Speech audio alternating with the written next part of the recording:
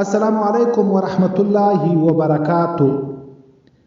یو محترم ورور دا پوښتنه کړې ده چې ما په زړه کې دا وویل چې ما خپل کور والا پرې ایښې ده او په زړه کې مې دا وویل چې ما دې ته طلاق ورکړي او په زړه کې مې دا خیال رالی چې بس دا طلاق سوله، حالانکه ما په ژبه باندې هېڅ هم نه دي ویلي، صرف په زړه کې خپل کور والا ته ما طلاق ورکړي.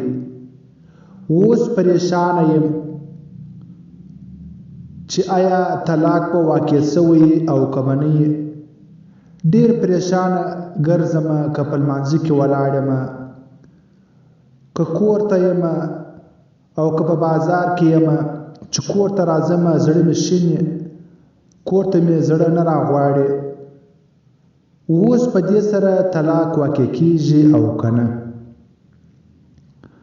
ګورئ قدرمنو مسلمانانو، د انسان په ذهن کې اختیاري او غیر اختیاري قسم قسم خیالات وسوسې راځي. کله کله د انسان په اختیار کې یو وسوسه یو خیال راسي او کله کله د انسان په خیال کې نه. پر دغه خیالاتو باندې د شریعت هیڅ حکم مرتب نه دی.